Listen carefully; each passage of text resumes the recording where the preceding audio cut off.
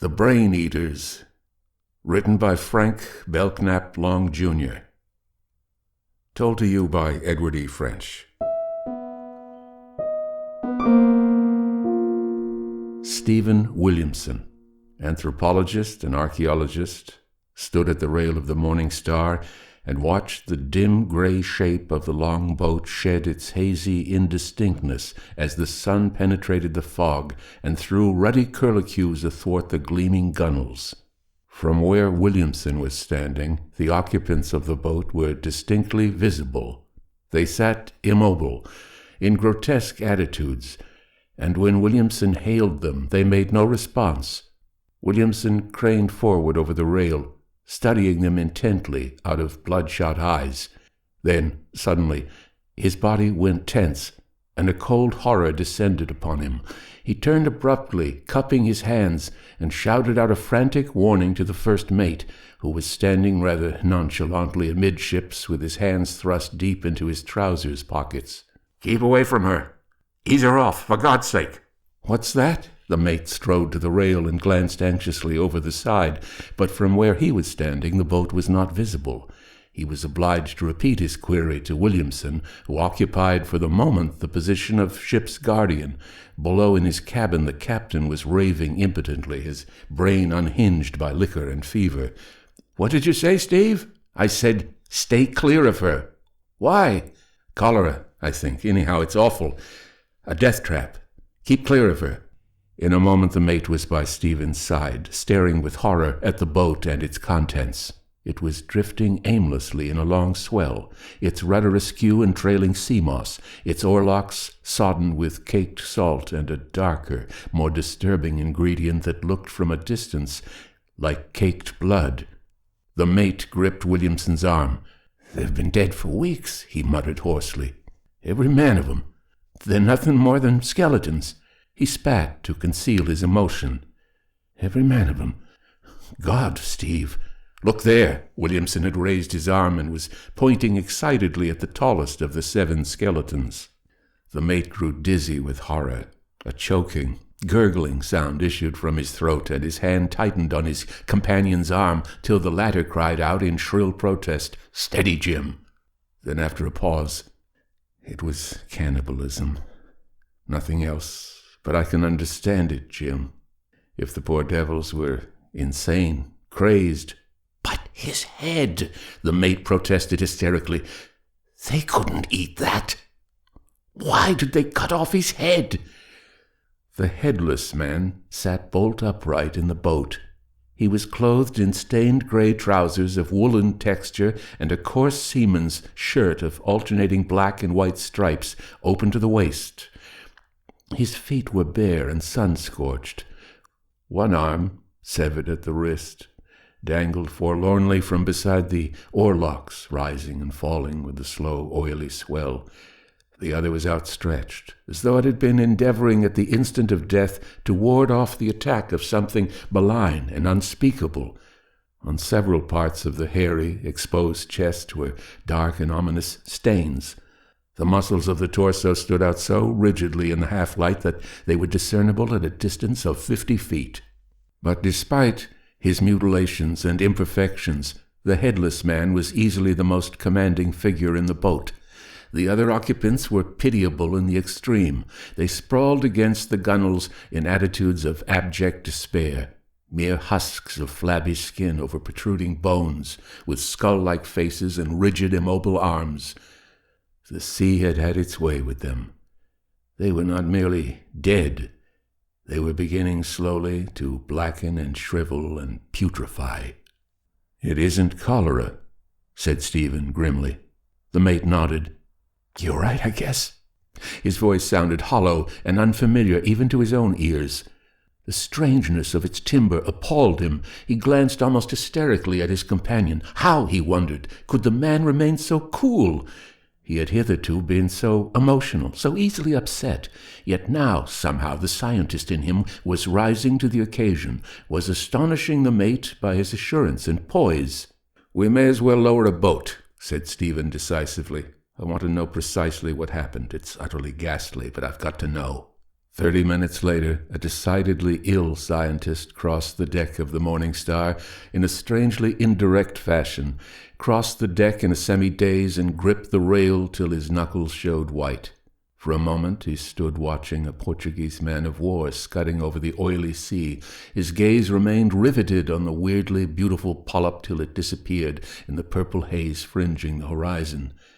Then, abruptly, he wheeled and met the inquisitorial scrutiny of the mate. "Well?" "I told Harris to put sew sheets on the bodies," said Stephen in a cold and lifeless voice.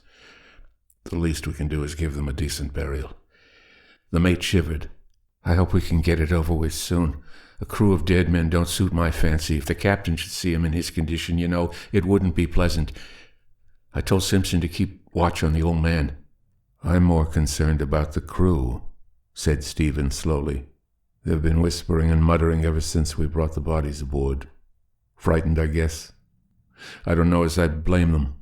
If they could see this diary," Stephen tapped his pocket significantly, "they might run amok. To tell you the truth, Jim, it's got me frightened. I don't know what to think."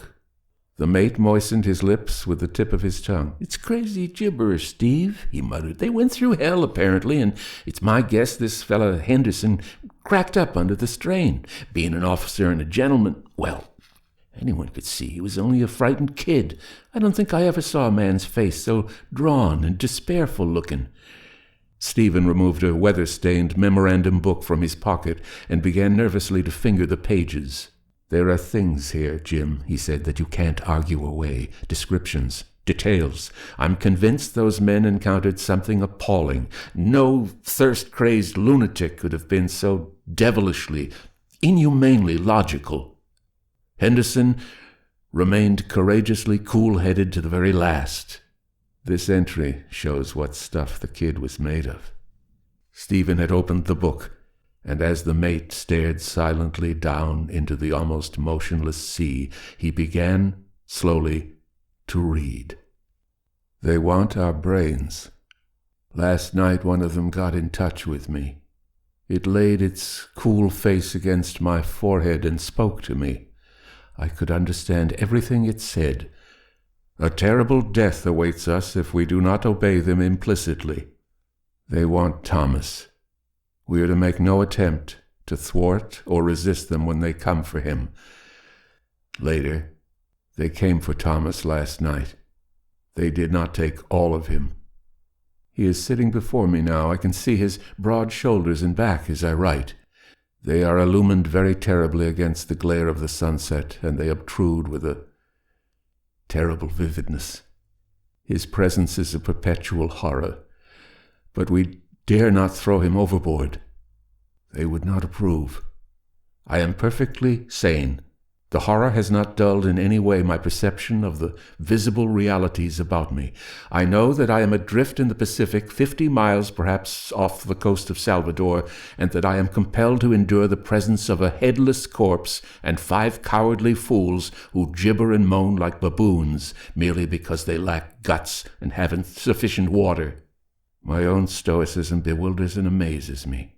Why is it that my hand does not tremble as I write, that I can remain so observant, so calm?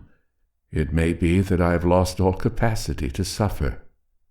We have passed into a strange world, an alien, an utterly incomprehensible world which makes the fears and agonies of common life seem curiously impersonal and remote. We have abandoned all hope of a possible rescue. Nothing can save us from them. It is amazing how completely I have resigned myself to the inevitable. 3 days ago we were as confident as the devil. Why, we actually jested when the Mary O'Brien went down. Red Taylor called it a natty dive. She went down bow first. It was an enormously impressive spectacle. The water about her was a white maelstrom for fully 5 minutes. "It's only a few miles to the coast," I told them. "We've enough water to last a fortnight. We'll row in relays." They are aquatic and slimy, with long, gelatinous arms and hideous bat-like faces. but I have reason to suspect they can change their form at will. For hours our ears were assailed by a horrible, maddening droning, and then we saw them.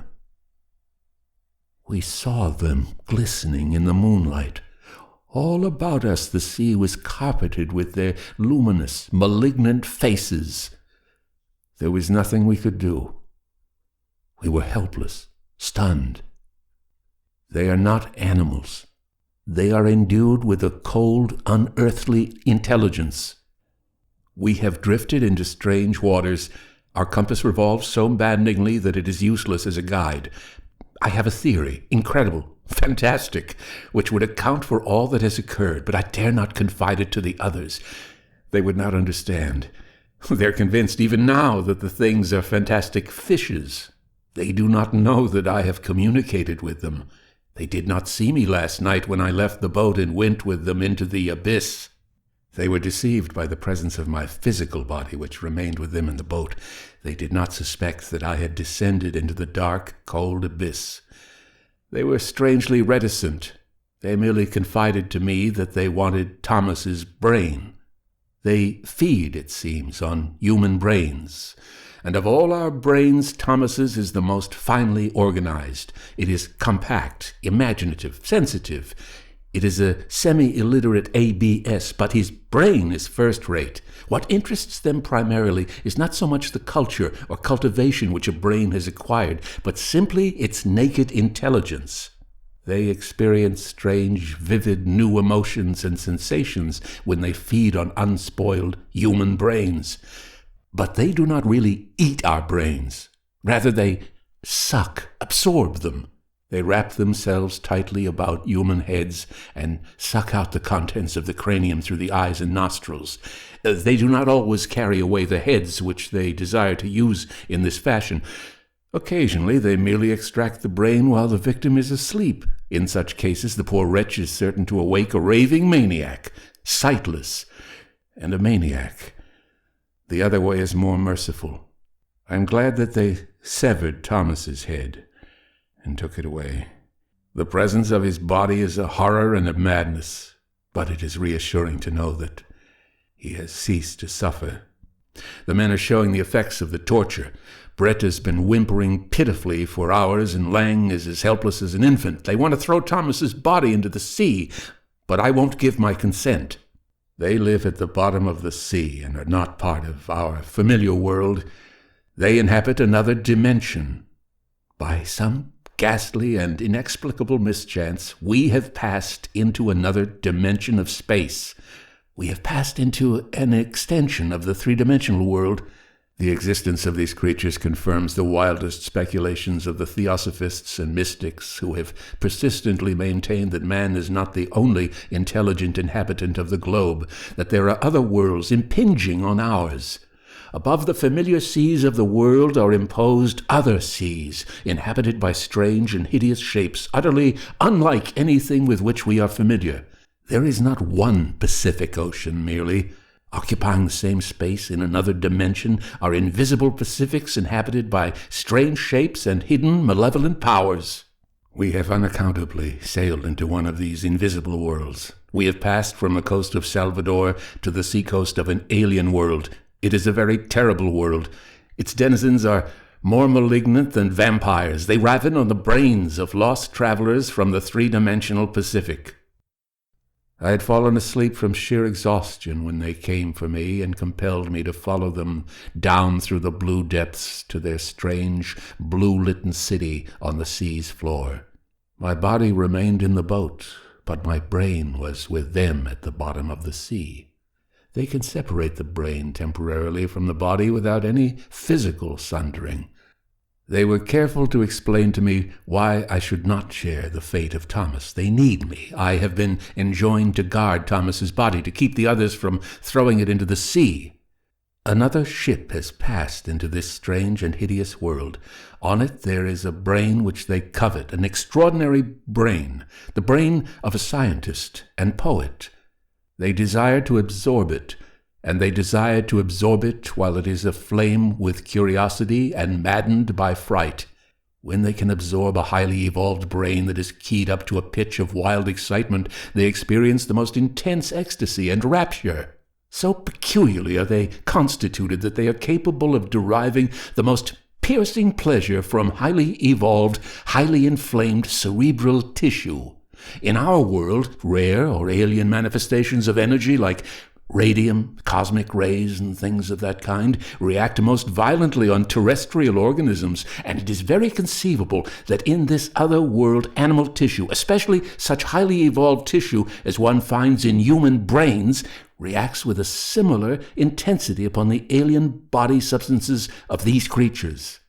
The scientist, the man who is coming, has a brain which excites them immeasurably. They are determined to frighten and inflame it, and they think that if its possessor encounters Thomas sitting upright in the boat, headless and ghastly, it will become a rare delicacy and afford them the most exquisite rapture. They have asked me to help them, and I dare not refuse. But I can at least record what I know and suspect in this book, and if he is not a blind fool, he will strive to escape. I fear, though, that he is lost, hopelessly and irremediably lost. Like us, he has in some mysterious way passed into another world.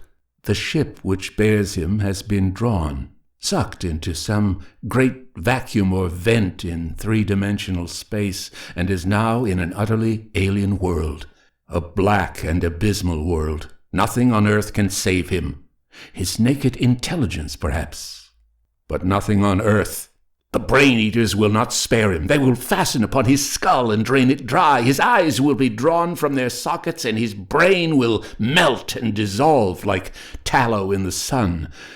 Their moist, dark mouths... I am very ill. The ocean about me is carpeted with leering, malignant faces. The others see them, too. Brett is cringing and whining and foaming at the mouth like an epileptic, and Adams has collapsed against the gunwale. Blood is trickling from his nose, and his eyes are drawn inward. His face is a mask, a corpse mask. There is nothing we can do or say. We sit lifelessly by the oars and stare at Thomas's ghastly body, which has become a mockery, a menace. I have resigned all hope. Williamson closed the book and glanced anxiously at the man beside him. Wouldn't you say, Jim, that there was something behind it? Jim looked exceedingly ill. I don't know, it's also very queer, uncanny. If there's any truth in it, it's your brain they're after. Williamson nodded. I'll tell you what I'm going to do, Jim. I'm going to sleep on deck tonight. I'll bring up my cot and sleep here. I'll feel safer somehow on deck. The mate lowered his head. I'd do that, he said simply. It was after midnight when Williamson awoke and sat up. The moonlight lay in bright, luminous stripes on his cot and the wet planks of the deck. The lifeboat stood out boldly in the silver light, and from where he lay, 3 huge water barrels and a great pile of tarred rope were plainly visible. At first, Williamson saw only these dim, familiar shapes: the water barrels, the rope, the lifeboat swaying reassuringly in the wind.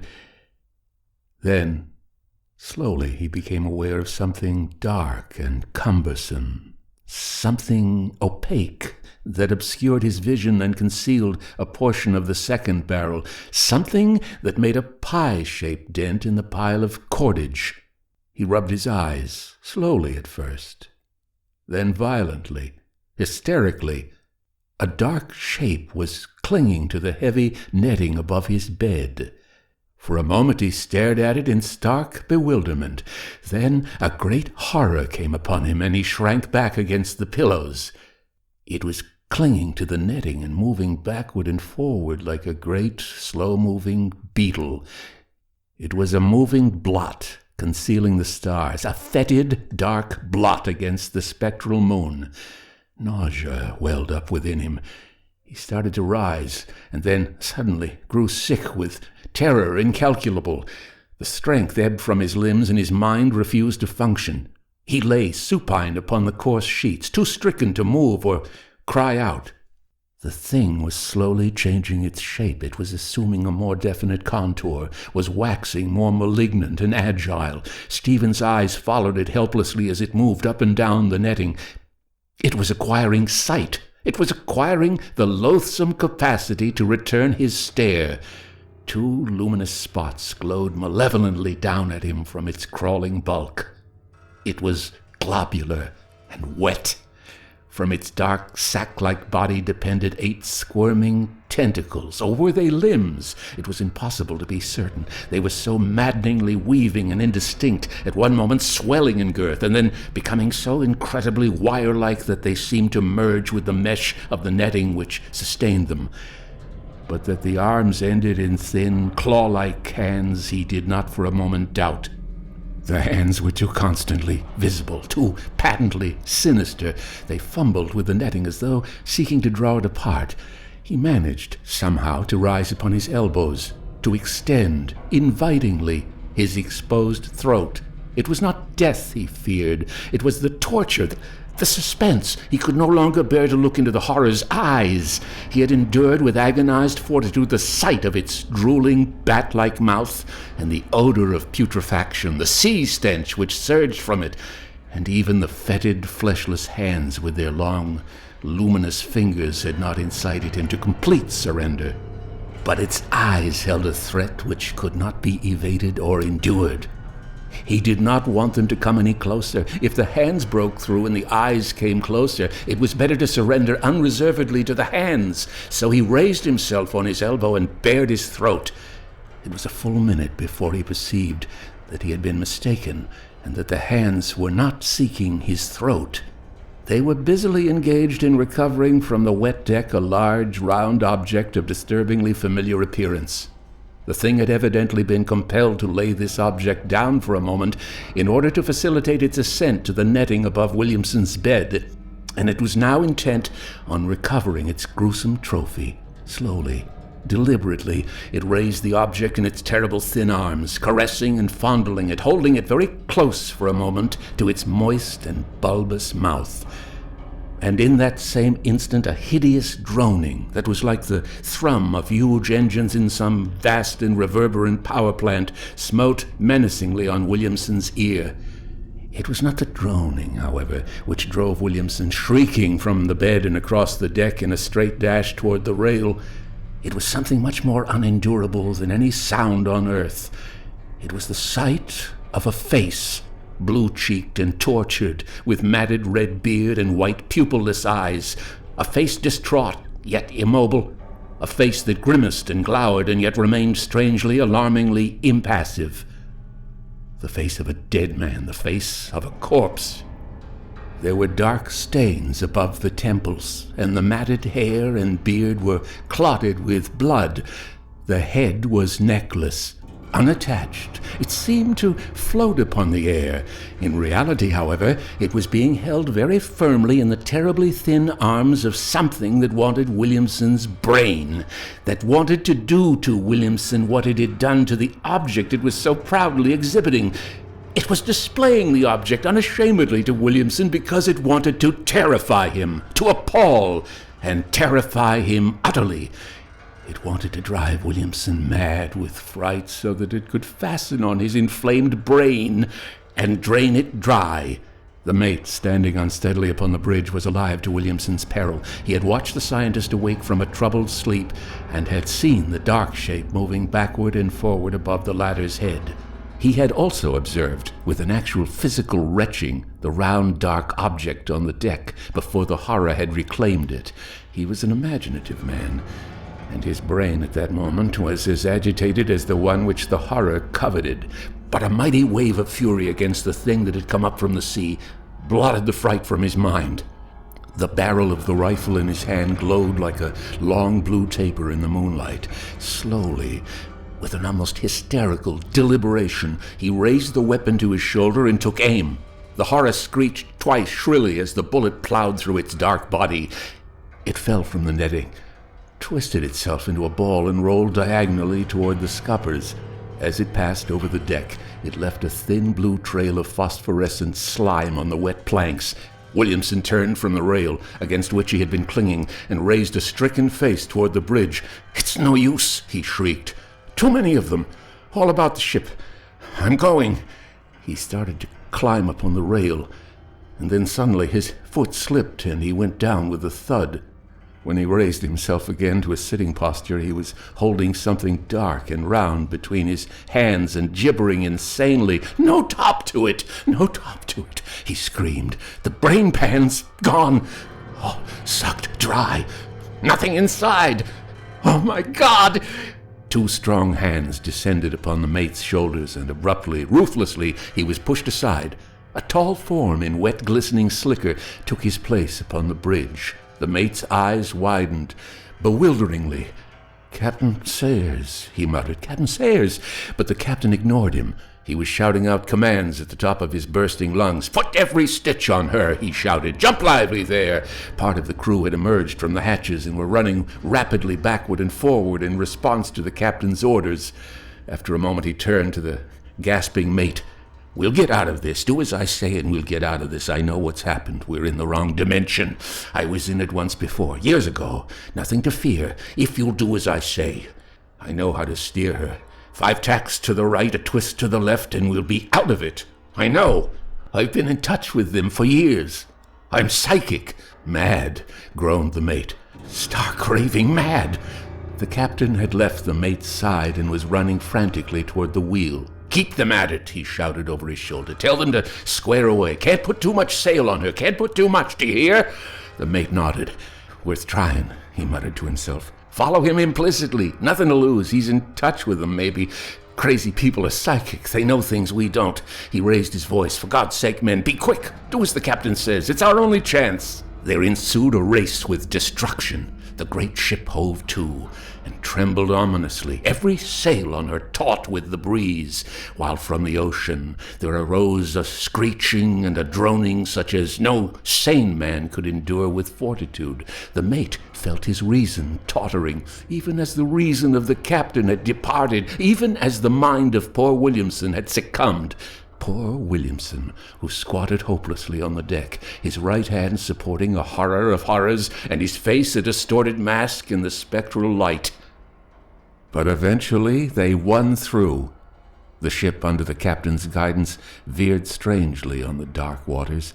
It veered about and rose on a mountainous swell, and even as the captain shouted orders into the attentive ear of the frightened helmsman, the droning and screeching diminished in volume. One by one, the hideous, luminous faces faded from the luminous seas. The wind went down, and the ship floated serenely on a 3-dimensional ocean. 4 hours later, the sun came up over the coastal hills and flooded the ocean with a saffron light. Williamson, serene and at peace, stood silently by the rail and gazed with gratitude at the prone form of Captain Sayers.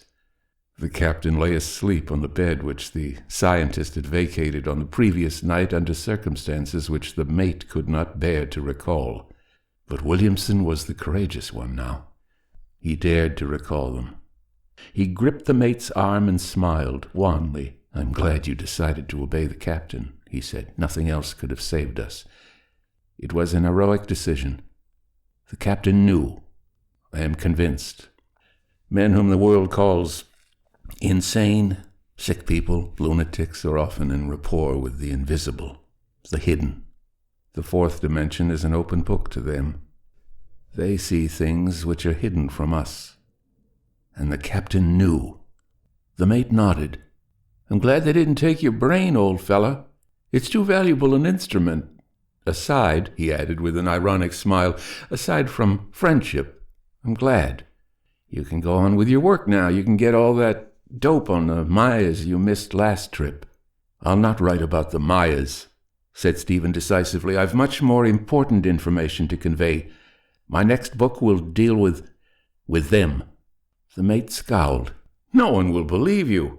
"Perhaps not, but I'm determined to put that horror on paper. Someone, somewhere, may read it and understand." The mate shook his head. "You'll lose caste. Your scientific friends will jibe and jeer at you." Stephen's face set in grim lines.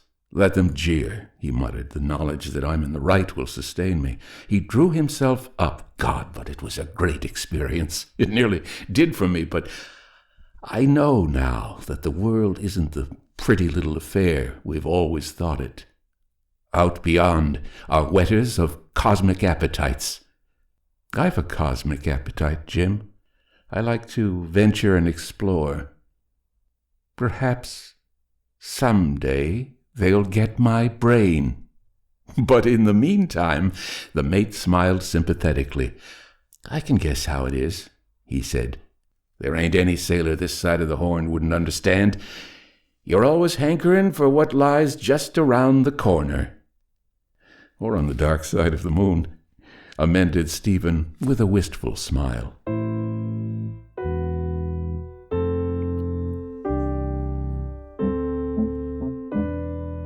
The End. The Brain Eaters, written by Frank Belknap Long, Jr. This recording of The Brain Eaters is copyright 2024 by Edward E. French. All rights reserved. Inquiries should be addressed to email edwardfrench06@hotmail.com. And subscribe, won't you, to the Fiction Fantastique channel. That's www.youtube.com/FrenchEdward06. Edward E. French speaking.